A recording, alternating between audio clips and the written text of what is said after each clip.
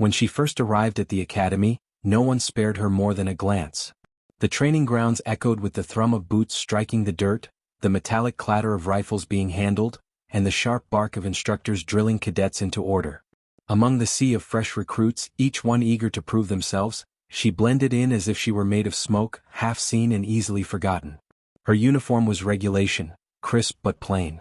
Her frame was slight compared to the broad-shouldered men who strutted with arrogant confidence, and her quiet eyes rarely left the ground. To most, she seemed ordinary, another face in the tide of hopefuls who would either rise or fall under the academy's grueling expectations. But in the silence of her gaze and the steadiness of her movements, something lay hidden, though none of them bothered to look closely enough to see it. The others laughed in groups, forming packs within days of their arrival. They boasted about past victories, about how many trophies hung on their walls, about the scars they carried like medals of honor. They were loud, desperate for recognition, and quick to test each other with jibes and mock challenges. She stayed apart. She listened, observed, but never joined. To them, her silence was weakness. They labeled her shy, timid, perhaps even scared. More than one cadet whispered that she would wash out before the end of the first week. Even some of the instructors overlooked her, focusing instead on the louder, more aggressive personalities who craved attention and demanded notice. Yet she never argued back, never defended herself, never sought to correct their assumptions. She carried herself with quiet patience, almost as if she were waiting for something that no one else could yet see. The days blurred into a rhythm of sweat, dust, and fatigue. Morning runs that left lungs burning, drills that punished hesitation, marksmanship exercises that demanded precision. She followed every order with unshaken discipline, though no one clapped her on the back or called her name. During target practice she shot well enough to pass, but she never boasted about her grouping, never waved her results around like the others did. She kept her scores tucked away just as she kept herself tucked into the background. That invisibility, whether intentional or not, made her the butt of jokes. The ghost, they started calling her.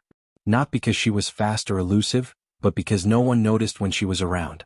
She could slip into a room, stand at attention, and slip out again, and most would forget she had been there at all.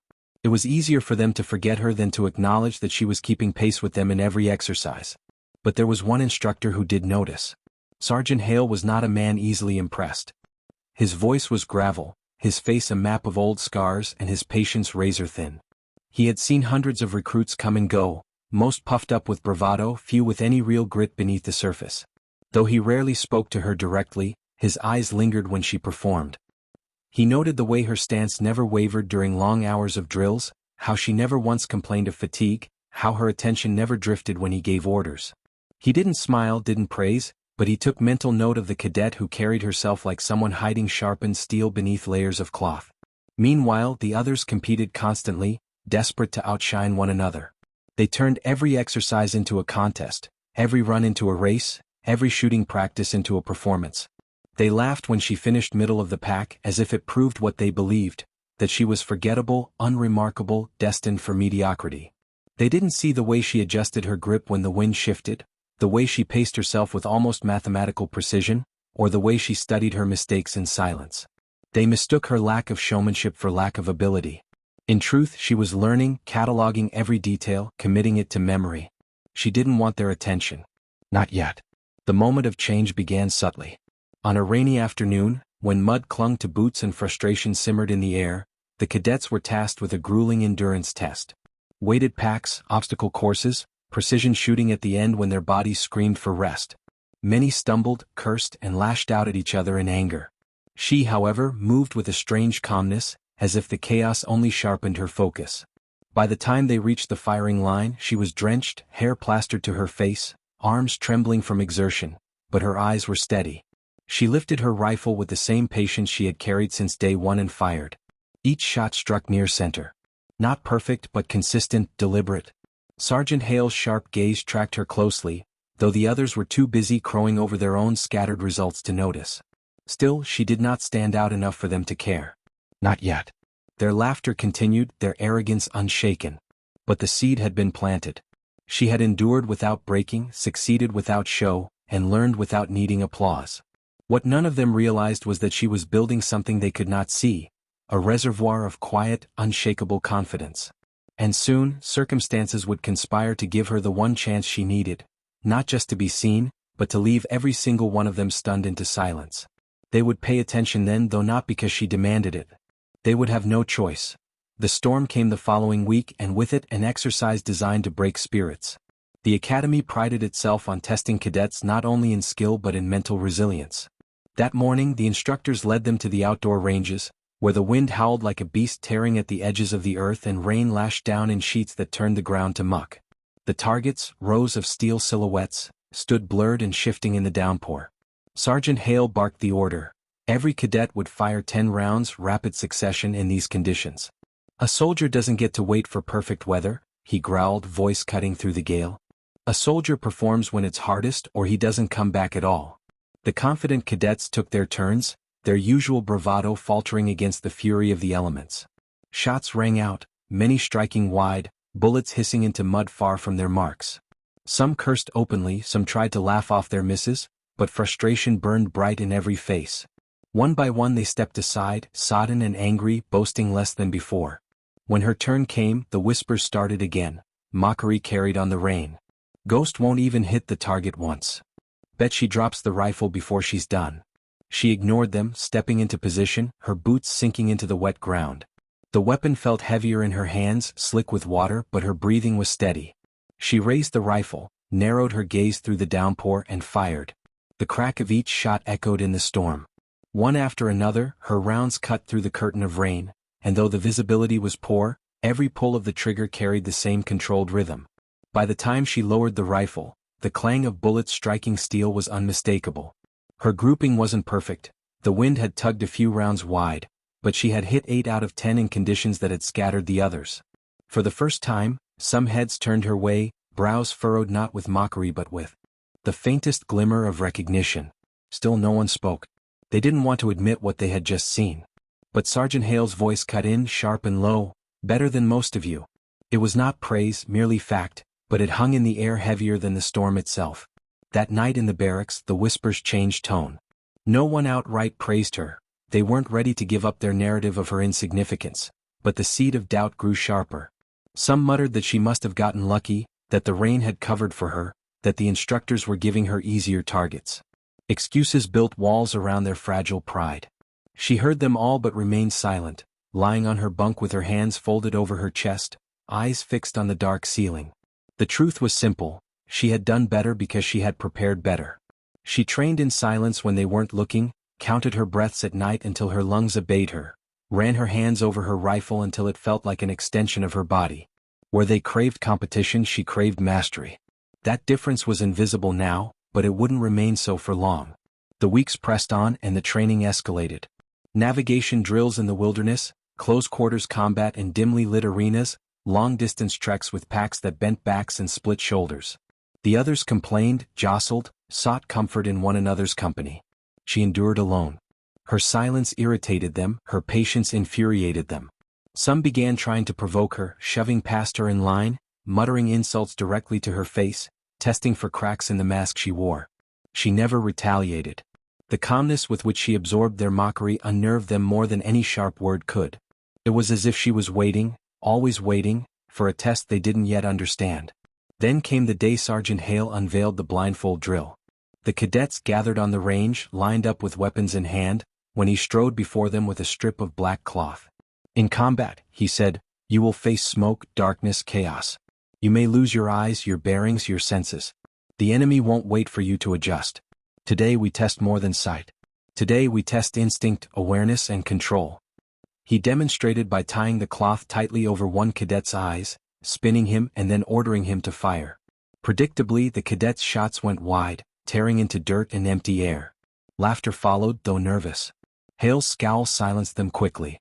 "You'll all try. You'll all fail. That's the point. Learn what it feels like when your eyes betray you." One by one, cadets stepped forward, blindfolded and trembling.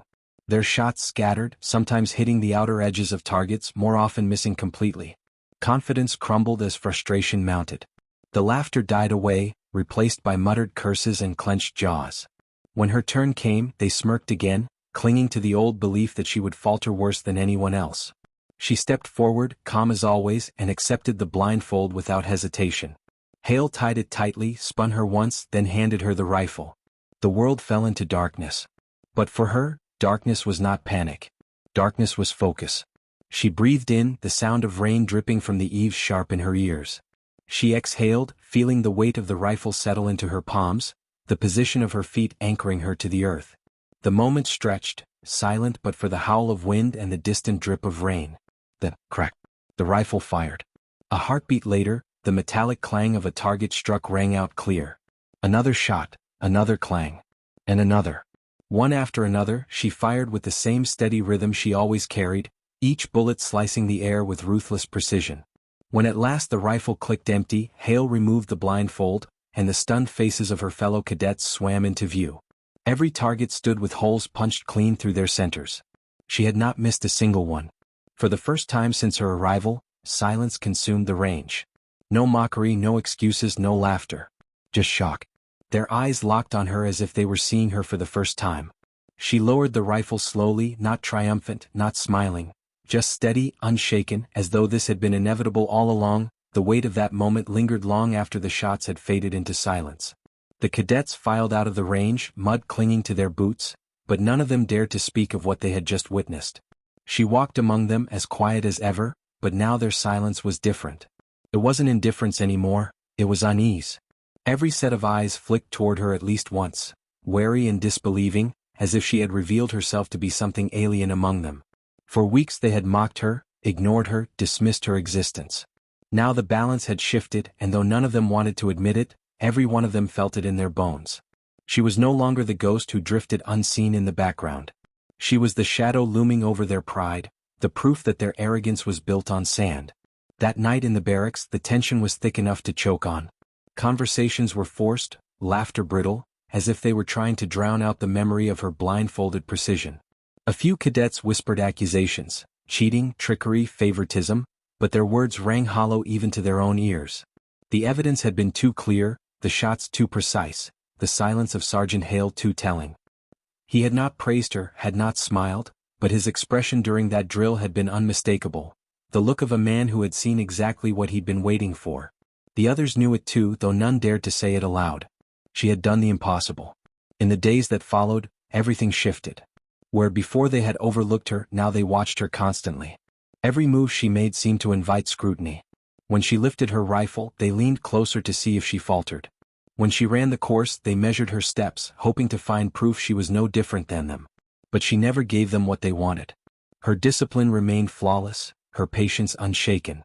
And the more they searched for weakness, the more they realized she had none that they could exploit.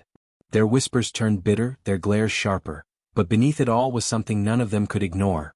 Respect, unwilling and begrudging, forced into existence by undeniable skill. Sergeant Hale, however, treated her no differently. His commands to her were as sharp and unyielding as they were to anyone else. But there was a subtle change, one only she seemed to notice. He watched her more closely now, his gaze following her through drills, his silence deeper whenever she performed. He didn't need to say anything, his attention alone spoke volumes. And though she never sought his approval, there was a spark in her chest each time she felt the weight of his eyes on her. She wasn't just proving herself to the cadets anymore. She was proving herself to him. It wasn't long before Hale arranged a new test. The cadets were summoned to the range again, this time under the dim light of early dawn, the air sharp with cold. The targets were farther away, almost invisible in the mist that curled across the field. The rules were simple: hit as many targets as possible with limited ammunition. But Hale added one cruel twist. Each cadet would be timed, and hesitation would cost them points. In the field, he growled, hesitation gets you killed. You must trust your instincts. You must move faster than your doubt. The others went first, each trying to outdo the rest. Shots cracked through the fog, some striking true, many missing wide. Nerves betrayed them, hands shook, breaths came too fast. Their results were mixed at best, and frustration brewed once again. When her turn came, the silence of anticipation was heavy.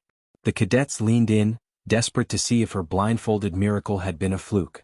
She stepped forward, rifle in hand, her breath calm, her stance firm. The timer began and she moved like water. Her shots came in a steady rhythm, each one deliberate, each one landing with a satisfying clang against steel. Even at the farthest distances, where the mist obscured the targets, her bullets found their marks. When the timer stopped, every target bore the proof of her precision. Hale didn't announce her score. He didn't need to. The silence of her peers was enough.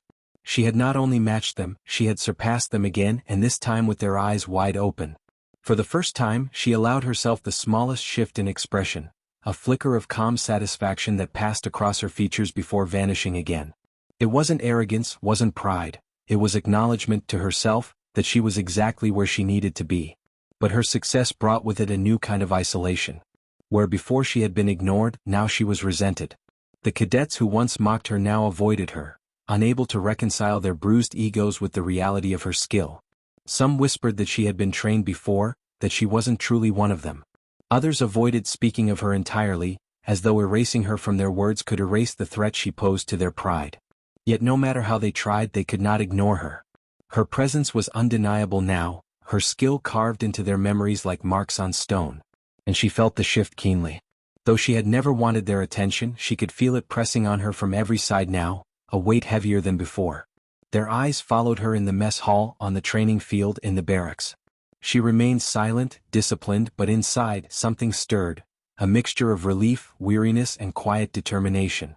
She hadn't sought recognition, but it had found her nonetheless. And she knew this was only the beginning. The academy was filled with tests, each harder than the last, and if she wanted to hold her place, not just as a ghost but as a force they could no longer deny, she would have to keep proving herself again and again. The academy's rhythm shifted after that dawn trial. It wasn't just the cadets who treated her differently now, the instructors began to use her as an unspoken standard.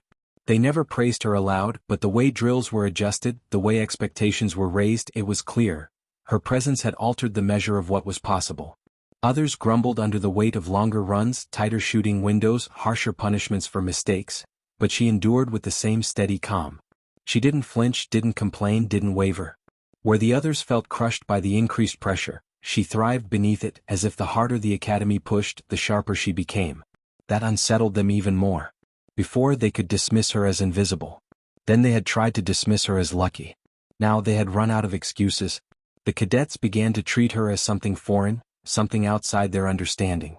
They stopped mocking her, but they didn't embrace her either. Instead, they gave her space, the kind of wide, uneasy berth one gives to fire. Useful, necessary, but dangerous if touched.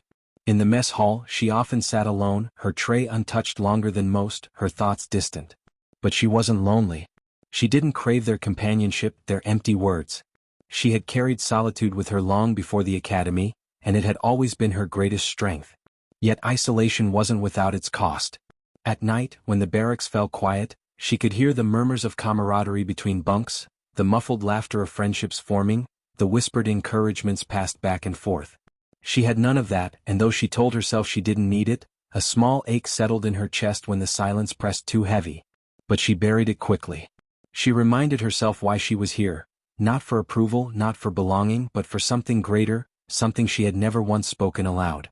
Her secret purpose burned steady in her heart, guiding her with every step, every shot, every test. It wasn't recognition she sought.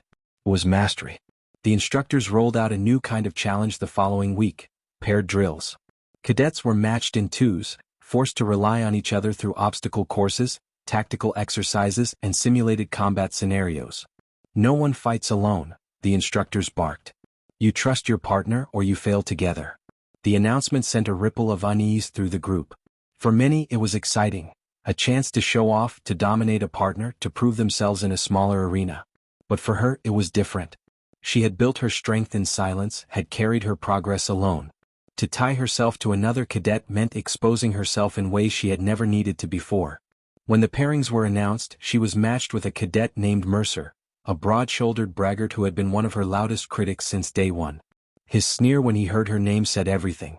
"You've got to be kidding me," he muttered under his breath, loud enough for others to hear. "I get stuck with the ghost?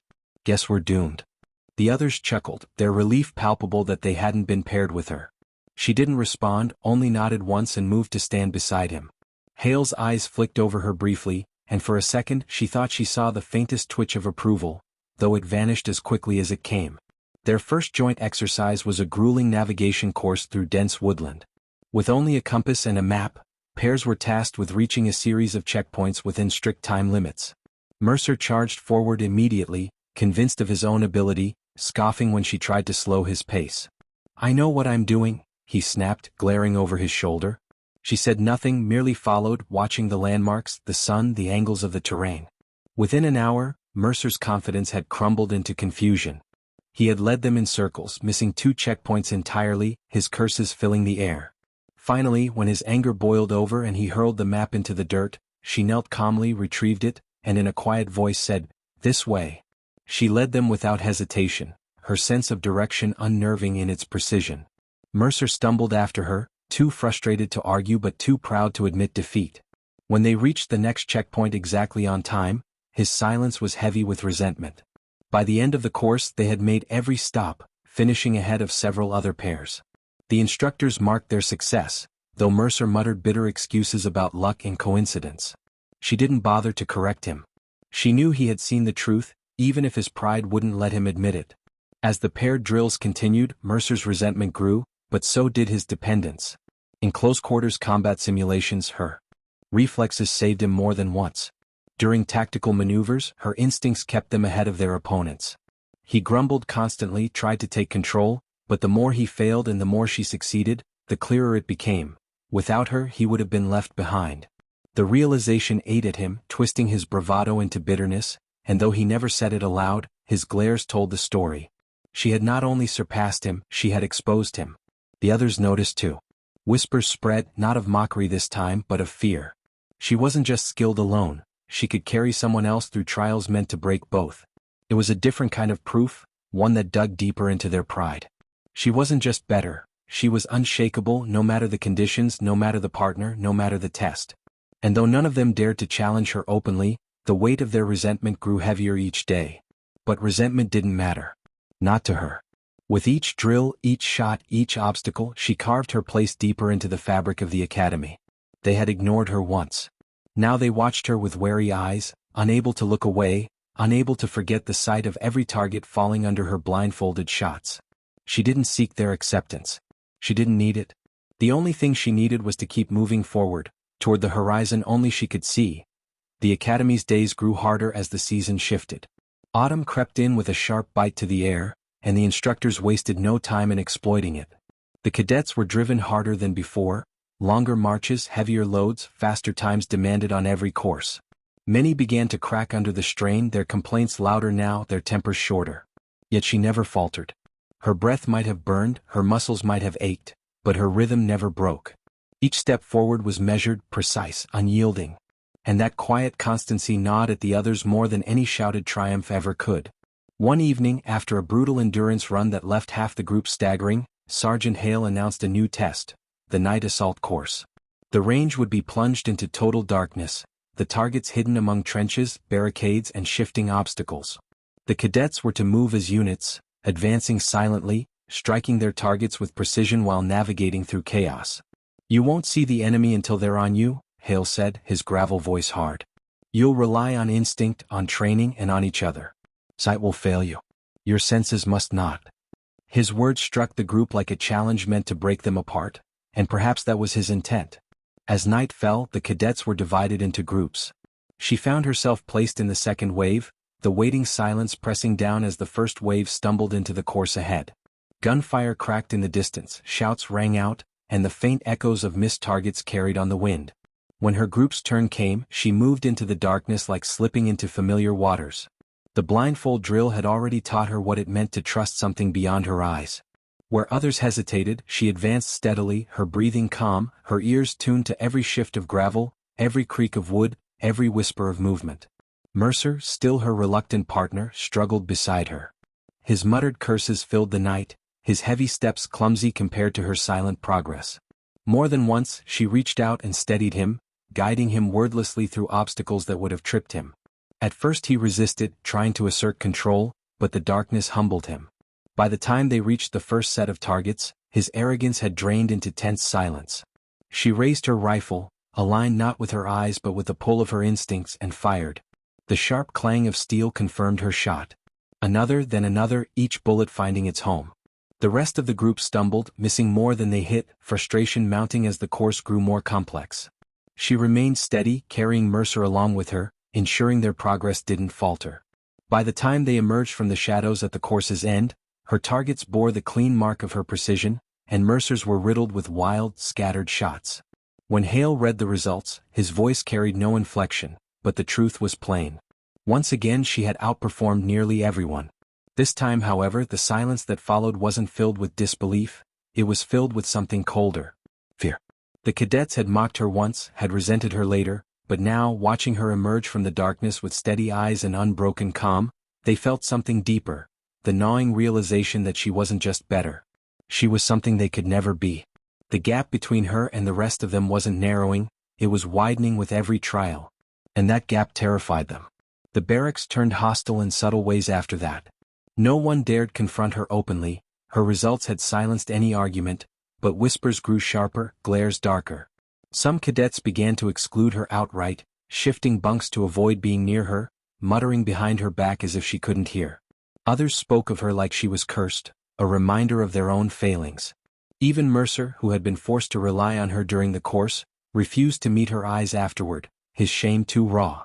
She noticed it all but responded with the same silence as always. Attention, whether ridicule or fear, meant nothing to her. What mattered was discipline, mastery, and the purpose that burned inside her like an unquenchable flame.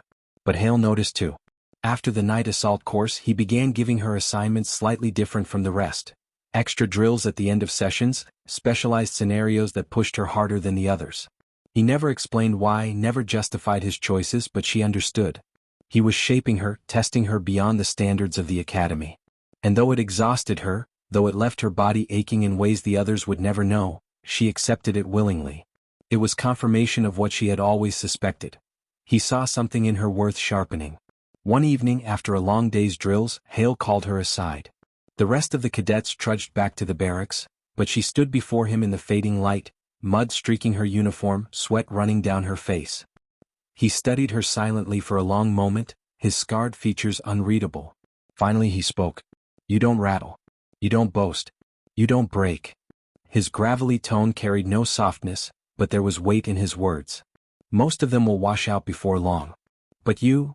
He paused, eyes narrowing as if he was looking not at her but through her, into the iron core beneath her calm exterior. "You've got something different. Something I can't teach." She didn't respond, didn't thank him, didn't let pride show. She only met his gaze with steady eyes and nodded once. He seemed to expect nothing more. With a grunt, he dismissed her, but as she walked back toward the barracks, his words echoed inside her chest.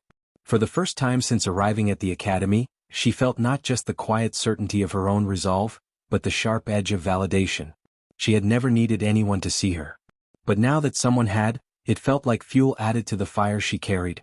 The academy's winter came early, burying the training grounds under a sheet of frost that made every step treacherous and every breath sting.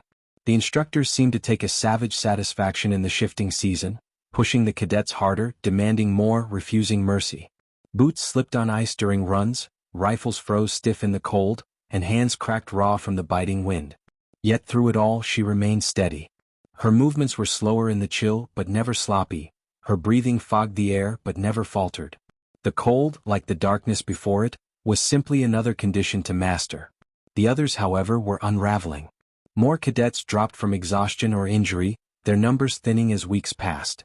Those who remained grew more desperate, their arrogance stripped bare, their pride gnawed to the bone. She could feel their eyes on her constantly now, not with mockery but with a bitter blend of envy and fear.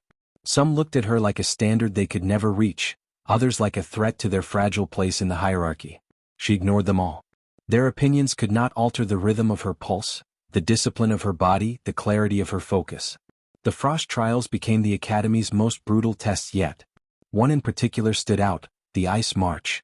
Each cadet was loaded with a pack nearly half their body weight and ordered to trek across miles of frozen terrain. Slipping meant bruises. Lagging meant punishment. Quitting meant expulsion. The cold seeped into bone, burning through willpower more effectively than any instructor's words. Many stumbled, some collapsed, but she pressed forward, her eyes fixed on the horizon. Step by step, she moved with relentless precision, never faster than she needed to be, never slower than she could afford. When she finally reached the finish line, her body ached and her lungs burned, but she stood tall while others crumpled into the snow. It was after that march that the final test was announced, the gauntlet. Unlike the drills before, this was not about groups or pairs. It was every cadet for themselves, a trial designed to measure all they had learned. The gauntlet was whispered about in the barracks like a myth, An obstacle course combined with live-fire simulations, traps, and ambushes. It tested speed, endurance, accuracy, and most of all, composure. Many dreaded it. Some even prayed they would never reach it. But it was unavoidable. The Academy's rite of passage. The final dividing line between those who endured and those who washed out. When the day came, the cadets assembled at the edge of the gauntlet. The morning was gray, the frost still clinging to the earth, their breath visible in the air. The course stretched ahead of them like a beast waiting to swallow the unworthy. Sergeant Hale stood before them, his scarred face grim. "This is it," he barked. "Every skill you've been taught, every lesson you've endured comes to this. You'll run alone. You'll be judged alone. And when you cross that line, if you cross that line, you'll know whether you belong here or not." His gaze swept over the cadets, pausing only briefly when it reached her. One by one, the cadets were sent into the gauntlet. Gunfire cracked in the distance, explosions thudded as charges went off, shouts echoed faintly as those ahead stumbled or pressed forward. When her turn came, she stepped into the frost-bitten air with her rifle in hand and her breath steady. The world narrowed to the course before her, every sense sharpened, every instinct alive. The first obstacle was a wall of mud-slick wood taller than she was. She scaled it without hesitation, boots slipping but grip unyielding. The next, a trench laced with barbed wire. She slid beneath it, mud soaking her uniform but her movement fluid, her breathing calm. The course grew harsher as she advanced. Targets appeared suddenly, half hidden in the mist, forcing her to react without thought. Her shots came fast, precise, each one striking home with the same controlled rhythm she had always carried. Explosions rattled the ground but she did not flinch. She moved like water through the chaos, flowing over obstacles, weaving through traps, her rifle an extension of her body. Every shot was deliberate, every step measured. Time seemed to bend around her, stretching and compressing as instinct carried her forward. By the time she neared the final stretch, her body screamed with exhaustion. Her muscles burned, her lungs seared, her hands ached from the cold. But her focus never wavered. The last obstacle loomed ahead. A final firing range, targets scattered at varying distances, some visible, some nearly hidden in shadow. She raised her rifle, her breath fogging in the cold air, and fired. One by one the targets fell. The clang of steel echoed again and again, until the last target dropped and silence followed. She lowered her weapon, her heartbeat pounding steady, and stepped across the finish line. The instructors marked her time, and though no numbers were spoken aloud, the weight of the silence told the story. She had done what many could not. She had not only completed the gauntlet, she had conquered it. The cadets who had already finished turned to watch her, their expressions caught between disbelief and awe. There was no laughter now, no mockery, no excuses. Only the undeniable truth that she had surpassed them all. She stood at the edge of the gauntlet, her chest heaving with effort, her uniform streaked with mud and frost, her rifle still steady in her hands. And for the first time since she had arrived at the academy, she allowed herself to truly look at them, the cadets who had ignored her, mocked her, resented her. Their eyes were wide, their silence heavy. They had paid her no attention once. Now they could not look away. The academy did not hand out praise easily. Victories were acknowledged only with curt nods, failures punished with relentless ferocity. Yet after the gauntlet, something had shifted. Whispers followed her wherever she went, not of ridicule but of respect, cautious and grudging though it was. The instructors, who had once regarded her as an anomaly barely worth their attention, now measured her with new eyes. And the cadets who had laughed behind her back found themselves silent when she entered a room. She had not just proven she could survive, she had proven she could dominate. But dominance brought its own challenges. With every test she conquered, resentment simmered hotter among those who struggled to keep up. A few began to circle her like wolves, not with fists but with politics, whispers of favoritism, accusations that her blindfold trick had been a staged performance. Their jealousy became sharper than their discipline. She ignored the chatter, focusing only on the rhythm of her training, but she could feel the undercurrent. Respect and envy ran together like two rivers that eventually met in conflict. One evening, as the cadets trudged back to the barracks after another frostbitten drill, a group blocked her path. There were no instructors watching, only the dim glow of lanterns and the crunch of boots on ice. Their leader, a broad-shouldered cadet named Kieran, stepped forward. His eyes burned with something harsher than rivalry. "You think you're better than us?" he hissed, low enough that only those gathered could hear. "You think because you can shoot blindfolded and run a course faster than anyone, you deserve to stand above us?" The others muttered their agreement, shadows of insecurity wrapped in hostility. She said nothing, only met his glare with steady eyes.